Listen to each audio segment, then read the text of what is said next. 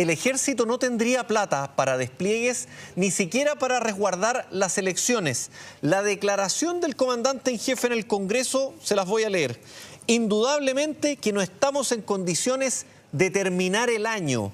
Así lo dijo el comandante en jefe del ejército, y estamos en contacto con Jorge Burgos, ex ministro de Defensa, para que nos ayude a entender un poco qué fue lo que pasó. Jorge, ¿cómo está? Buen día. Las declaraciones del comandante en jefe comandante en jefe del ejército, unívocas. Bueno, hola, buenos días. Gusto en saludarte a ti y a la gente que sigue el Mega. A ver, lo primero que yo diría que no es bueno lo que ha pasado. No, yo hace mucho tiempo que no recuerdo una situación de un cierto debate o discusión entre el superior de una rama, la rama principal desde el punto de vista de su envergadura, y el Ministerio de Defensa respecto de la existencia o no de fondos operativos. Eso de partida es muy malo que ocurra. O sea, yo no tengo recuerdo en los últimos 20 años que haya ocurrido una cosa así. Normalmente hay una negociación previa entre las ramas y el Ministerio de Defensa y el Ministerio de Hacienda, para ser franco y es básico, respecto de lo que va a ser el presupuesto del año que viene. Hay veces se consigue en parte, no todo, pero cuando se llega al Congreso se llega en una sola posición y no se arma una discusión respecto del monto comprometido y lo faltante. Entonces eso no es bueno para el país, no es bueno para nosotros internamente, no es bueno internacionalmente y creo que hay que evitarlo. Después de la nota que tú me señalas, que el resumen de lo que dijo el señor comandante en jefe en la comisión respectiva de presupuesto, la ministra de Defensa salió al paso a señalar que los recursos que se reclaman, desde el punto de vista operativo, entiendo, desde el punto de vista de las platas para soldados profesionales, que son muy importantes, de las platas para elecciones y de las platas para que la conscripción se complete, salió a decir que los fondos van a estar. Yo no sé si va a ser por una indicación a la ley de presupuesto, por una aclaración, no lo tengo claro, pero lo importante es que realmente las platas estén y nuestras ramas, la Fuerza Armada, en este caso particularmente el Ejército, pueda cumplir con el cometido además que se lo vamos ampliando. Mira, esto coincide... Jorge, eso mismo, muy breve, sí. Eso mismo, entre las situaciones que atribuyó el general Iturriaga, se encontraba primero el alza que tuvieron en aumento salarial para los soldados conscriptos. Estaba también las tareas que se le han encomendado al Ejército, porque actualmente el Ejército tiene dos lugares donde se ha tenido que desplegar y eso también ha tenido que tener un aumento en el presupuesto. Y la tercera de ellas aumentaba a tareas adicionales. Si lo vemos que en el debate actual presidencial, vemos que la gran mayoría de los candidatos presidenciales están tratando de buscar que el Ejército tenga mayores funciones y además se está buscando disminuir el presupuesto fiscal, ¿cómo va a conversar eso, Jorge? Complejo, porque tú tienes toda la razón. A las competencias habituales de nuestras Fuerzas Armadas, que son, ¿cierto?, la mantención de su capacidad disuasiva, el entrenamiento de las tropas profesionales, de la conscripción, le hemos ido agregando en los últimos años situaciones especiales, pero que son permanentes en el tiempo. Uno es el control propio del estado de emergencia en la macrozona sur, una región completa y 2 provincias de Concepción, 2 o 3, no me acuerdo, creo que son 2.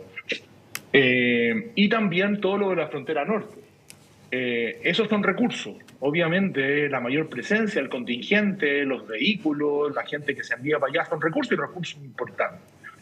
Se dictó una ley para mejorar el per diem o lo que se le paga, que no es mucho, a los soldados conscriptos, para ver si captamos más jóvenes, porque había bajado mucho el interés y el número de conscriptos en Chile hoy día. Entiendo que en el Ejército está en el orden de los 5.000. Yo me acuerdo que hace algún tiempo, pero a mí cuando me tocó estar en esa área llegó a ser 12.000, hace bastantes años atrás. Entonces hay más necesidades y aparentemente menos recursos. Los candidatos, no sé si los 8, pero una parte importante de los candidatos dice que van a mantener estas cosas extraordinarias y las van a aumentar. Es más, en estos días el propio señor presidente de la República habló de que quería modificar una disposición para que por decreto pueda a hacerse algunas cosas en la frontera. Eso es más gente, más movilización. Entonces eso hay que resolverlo de una vez por todas. Dentro de la mala noticia de esta discusión pública, salió al paso la ministra del Piano diciendo que los recursos van a estar. Yo espero que ustedes hagan un seguimiento a eso y realmente los recursos que faltan, que no es tanta plata, por lo demás entiendo que son 40.000 millones de pesos en total. Parece mucho para ciudadanos como tú y yo, pero 40.000 millones de pesos en el presupuesto de las Fuerzas Armadas es muy poco.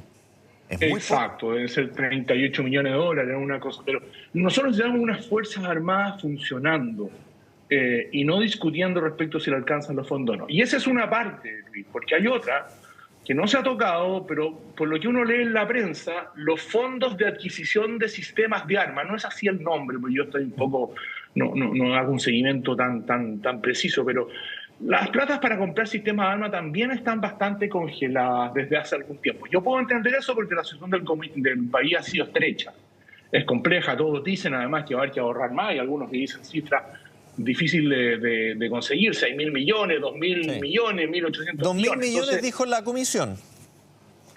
La comisión. Entonces, claro, uno dice, bueno, y las Fuerzas Armadas también, pues son caras, pero ojo con eso, porque en el mundo que están pasando cosas. Mira, hace 15 días atrás se anunció, y no se ha desmentido, que el Congreso peruano o el Ejecutivo peruano autorizó el gasto de 3.100 millones de dólares para comprar una partida de no sé si de 10 o 12 F-16 de última generación. 3.200 millones de dólares. Entiendo que es el 1% del Producto Interno Bruto de Perú. Yo no conozco caso de otro país que haya gastado esa cantidad de plata en una sola adquisición. Nosotros, desde luego, que hemos gastado, hemos invertido durante largos años, hace tiempo que no, nunca llegamos a una cantidad una sola vez de esa naturaleza. Entonces, nosotros tenemos que mantener nuestra capacidad disuasiva, no agresiva. Chile no es un país agresivo. Chile es un país que está contento con sus fronteras, pero tiene que cuidarlas de las amenazas nuevas y las amenazas tradicionales. En consecuencia, en esto hay que tener mucho cuidado respecto Jorge, de un ahorro mal entendido que puede ser muy caro en el futuro. Recién hablábamos del tema de los candidatos presidenciales, pero además hay varias leyes que están en el Congreso y que eventualmente van a poder ser aprobadas en un siguiente gobierno. Por ejemplo, la ley de infraestructura crítica, que lo que busca es que el ejército también esté a cargo de determinadas instalaciones. Si sumamos eso... En casos especiales, sí. Claro, la ley de infraestructura crítica, el despliegue de los funcionarios del ejército en la macrozona sur, el despliegue de los funcionarios en el norte, ¿va a alcanzar la plata? A ver, yo creo que lo primero que hay que atender es lo que señaló el comandante en jefe del ejército, que tienen un déficit operativo para terminar el año de 40.000 millones de pesos y que eso tiene que ser debidamente reajustado, entiendo yo, establecido en el presupuesto 2026. Esa es la primera tarea. Pero para nuevas cuestiones, como por ejemplo, si se llega a dictar la ley de infraestructura crítica, que hoy día en el fondo está siendo ejecutada en una sola parte, que es la frontera norte, pero como dices tú, en determinadas circunstancias que no den para estado de emergencia, pero sí para cuidar la infraestructura crítica, cuestión que le puede pasar a cualquier país. A nosotros nos pasó no hace mucho, entonces es un riesgo que existe, se necesitan más recursos, debería haber un fondo extraordinario, eventual, una vez que se apruebe esa ley, un fondo de reserva, de tal manera de tener los fondos si es necesario ejecutar esas disposiciones constitucionales extraordinarias. Tienes toda la razón. Jorge, y otra pregunta que me la escriben acá por redes sociales. El ejército tiene actualmente un sistema de pensiones que es un sistema de reparto, básicamente, y donde el aporte estatal es alto. Aquí buscando alguna cifra, no sé si es la cifra correcta, pero aquí la estoy tratando de buscar más o menos para que me cuadre bien, pero dice que cerca de un 90% de lo que aporta el Estado a las pensiones, en el caso del ejército. Y en el caso del ejército, evidentemente, que también se está produciendo un proceso donde están saliendo más de los que están entrando, que es lo que siempre se le critica a los sistemas de reparto. En ese sentido, ¿cuánto del presupuesto del ejército se va a pensiones? A ver, lo primero que hay que aclarar es que el presupuesto para el sistema provisional de las Fuerzas Armadas, Carabineros, Policía de Investigación y personal uniformado de Gendarmería no está en el presupuesto de defensa, está en el presupuesto del Ministerio del Trabajo. ¿Ah? Ya, ok, no va en el de defensa.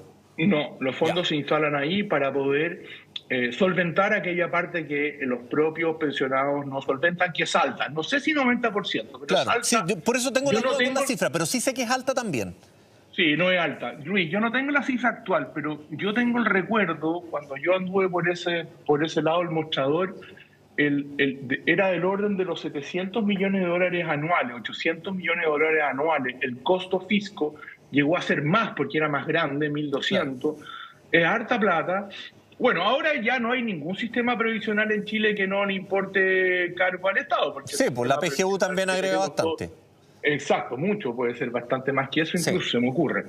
Entonces, el sistema que tenemos todos tiene un sistema mixto, en parte capitalización individual, en parte aporte del Estado para aquellos que no obtuvieron los fondos suficientes para una pensión digna, lo que está bien. El presupuesto, el sistema previsional de Fuerzas Armadas es bien especial, es de reparto. Cuando se hizo la modificación y se creó el sistema AFP durante la dictadura militar, las Fuerzas Armadas quedaron fuera. Siempre ha sido una crítica, si era tan bueno, ¿por qué los dejaron fuera? Exactamente, y está este famoso documento de Pinochet donde decía a las Fuerzas Armadas, déjenmelas afuera.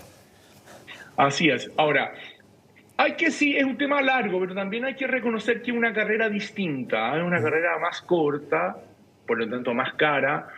Es difícil la reinstalación de algunos oficiales cuando se van más tarde.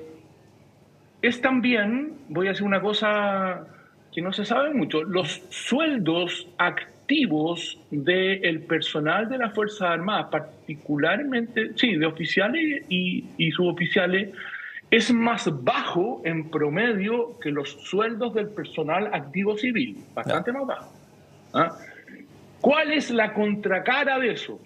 Es que su previsión, o sea, su tasa de reemplazo es más alta, sustancialmente más alta. La tasa de reemplazo es finalmente con el sueldo, con la pensión que tú sales en comparación a tu sueldo, que es algo de lo que se le critica mucho a las AFP, que no supere, que anda cerca del 20, por ejemplo. Depende de los casos, pero no sé cuál es el promedio, pero ahora con el nuevo sistema previsional lo va a hacer más. Claro, debería subir. Pero en todo caso, el sistema de reparto otorga, en este caso, una tasa de reemplazo más alta. Claro. Ahora, para poner las dos cosas en la balanza, digamos que los sueldos activos son más bajos que los sueldos... los comandantes en jefe de las Fuerzas Armadas deben ganar un 25 o un 30% menos que los ministros de Estado. Claro. Jorge, y en ese mismo sentido, el realizar estos despliegues, por ejemplo, en ir, por ejemplo, hasta la zona norte, eso es un costo alto, el movilizar gente hacia la zona norte y además en lugares que son bastante inhóspitos, además, eso también tiene un costo súper alto. Alto en movilización, en logística, en crear condiciones de alojamiento dignos a las personas. A mí se me ocurren 3 o 4 cosas, pero un costo alto, es bastante caro. Todas estas cosas que se deciden políticamente muchas veces con razón, tienen costos altos desde el punto de vista de su exacta ejecución. Claro.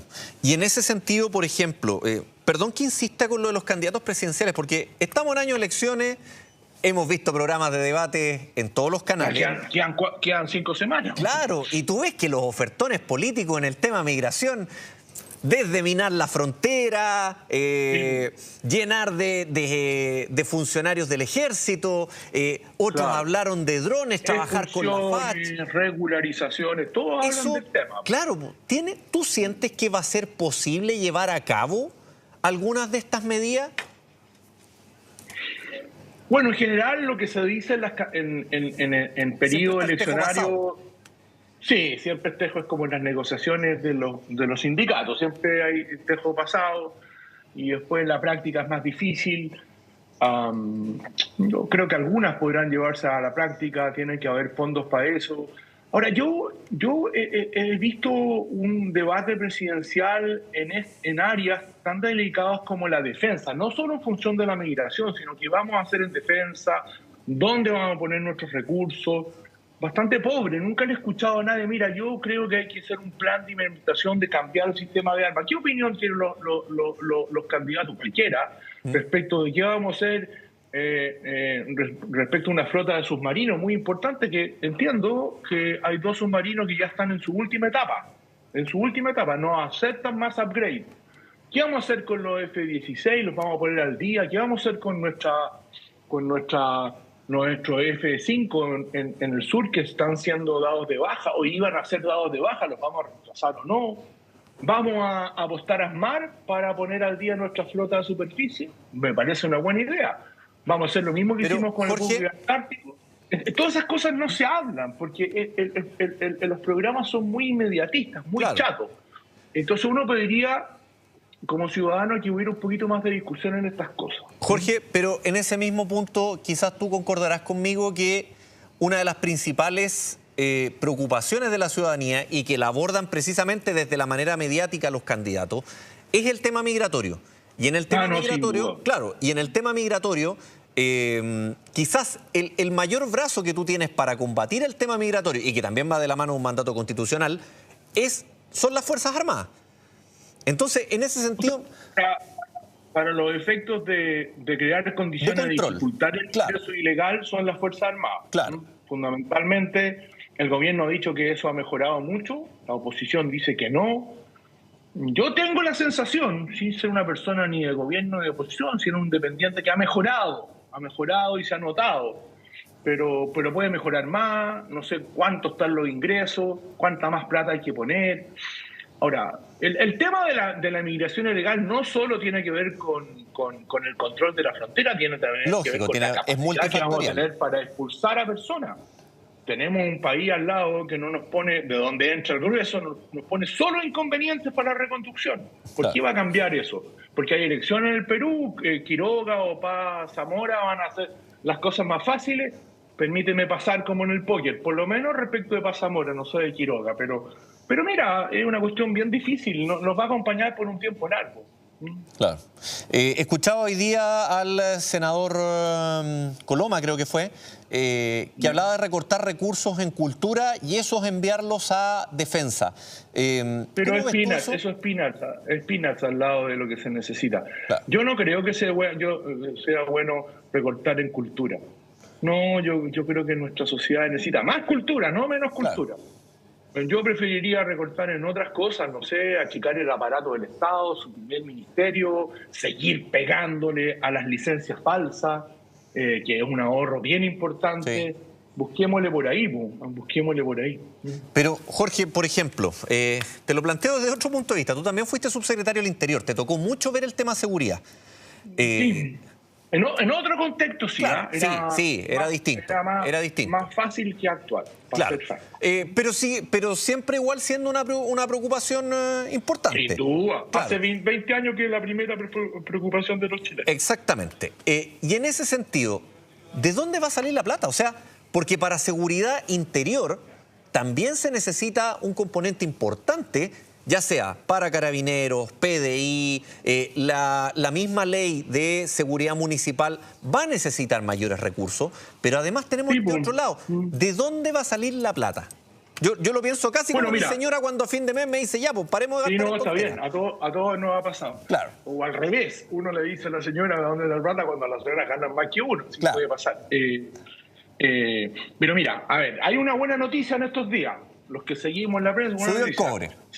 Exacto, y se supone que los ingresos, si se mantiene estos, pueden subir en 1.500 millones de dólares, muchas lucas. Sí. Entonces uno podría decir, ahí vamos a poder financiar un mejor apresto para las Fuerzas Armadas en materia, ¿no es cierto?, de control, o vamos a poder destinar unos fondos para ponernos al día en ciertas cosas que estamos quedando obsoletos en sistemas de armas, por decir una cosa.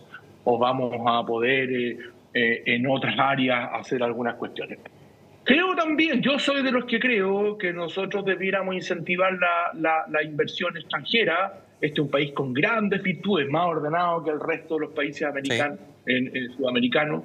Imagínate, uno de los países más grandes de este continente, Argentina, está feliz porque Trump está manejando la economía de Argentina. En eso están. ¿Ah? Y nosotros tenemos, a pesar de que hemos arrastrado los pies los últimos 10, 12 años, tenemos tenemos cifras buenas, somos el país que nos prestan más barato, nos prestan plata, los entes privados a tasas de interés razonables, tenemos un nivel de endeudamiento aún manejable que puede crecer un poco. Hay de dónde sacar, hay que incentivar, yo creo que hay que tener una propuesta tributaria incentivadora. A mí me gusta esto, rebajar la tasa de las empresas para que reinviertan. En fin, yo creo que hay posibilidades de hacerlo gradualmente, pero se puede hacer sin calentar la economía. Y en ese sentido, cuando tú ves, por ejemplo, que el déficit es de 40.000 millones para este año, esto no es de ahora. O sea, evidentemente esto vino con un arrastre anterior, ¿o no? ¿A qué me refiero? Sí, en distintos años. Sí, te entiendo. Entiendo. Yo creo que las mayores atribuciones por situaciones extraordinarias aparentemente no han sido acompañadas del ingreso de recursos inmediatos. Se van acumulando retrasos, pérdidas, y mi impresión es que eso hay que solucionar rápidamente. De la lectura, ya te lo dije, la lectura de lo que dijo la ministra del Piano da la impresión que los 40.000 se van a arreglar. Van a haber ingresos en estos días para poder hacer las cosas que faltan y terminar el año en forma. Y para el 2026, obviamente, que hay que revisar las cuentas y la propuesta presupuestaria para ver si alcanza o no, para no repetir esta escena en octubre del año pasado. Eso es lo inmediato. Y la mirada más de fondo es cómo nosotros mantenemos nuestra capacidad disuasiva, nuestros sistemas de armas. Nosotros, mira, voy a hacerme un poco de propaganda, durante los gobiernos de la Concertación, Elwin tenía otro objetivo, pero en particular Frey y Lagos, y el primero de la señora Bachelet, hubo inversiones muy importantes en sistemas de armas. De eso han pasado 20 años. Hay que mantenerla. Los MOWAC, los Leopard y los F-16, ¿o no? Sí. ¿Ah? Los MOWAC, los Leopard y los F-16 entre ellas. Claro, y buques de superficie, en fin, nosotros hicimos una inversión importante, gradual. Eso hay que mantenerlo, porque si no hacemos nada, el material que tenemos, que está en buen estado, se puede transformar en obsoleto y después es más caro recuperarlo. Jorge, la última pregunta, y te llevo un poquito más a la arena política. ¿Está difícil la tramitación del presupuesto para el ministro Grau, parece? ¿Con Marcel tú habrías visto este mismo escenario? Yo creo que Grau, que a mí no me volvió loco como ministro de Economía, para serte franco, en alguna área. Yo creo que fue lento, reactivo más que activo. Creo que estos meses que lleva ministro de Hacienda ha estado muy correctamente. No se ha notado un cambio con Marcel. Creo que las declaraciones han sido muy pausadas. Me ha parecido interesante, ha defendido bien sus posiciones. Esto mismo de la glosa republicana, él la justifica diciendo, bueno, es una propuesta que nos hicieron las personas que transversalmente quieren mejorar cómo estamos gastando. Me parece interesante. No tengo un juicio de reproche, fíjate. Yo no soy un economista, pero me ha parecido... Yo te lo preguntaba desde el punto de vista político. No solo se instaló, no solo se puso corbata, se puso muy riguroso. ¿Sí? Claro, ¿por qué te lo preguntaba? Porque este es un año de elecciones y obviamente Mario Marcel había tenido una gestión también desde el punto de vista económico, pero también desde el punto de vista político. El presupuesto es algo que tú lo tienes que manejar desde estas dos áreas. Entonces, por eso te lo preguntaba desde ese sentido. Sí, no, tienes razón, tiene más espalda, más historia. Pero lo he visto bien, vamos a verlo en la tramitación de la ley de presupuesto. Mira, al final de la ley de presupuesto siempre hay mucha discusión, pero nunca en estos 35 años una ley de presupuesto no se ha terminado aprobando. Aunque sea a altas horas del último día, con glosa, en fin, de acuerdo. Yo creo, mira, si tuviera que votar, va a pasar exactamente lo mismo. Ese día se quedan hasta súper tarde. Hasta tarde. Va a pasar lo mismo. Va a pasar lo mismo. Okay. Van a haber gritos, enojos, pero va a pasar lo mismo. Este es un país que todavía la política tiene grado de responsabilidad.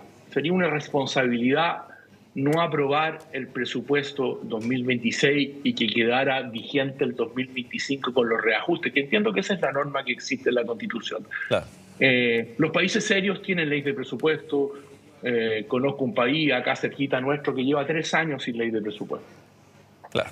Jorge, muchas gracias. Te agradecemos por la conversación de esta mañana. A usted, que estés bien. Interesante. Gusto en saludarlo. Buen día. Chao, chao.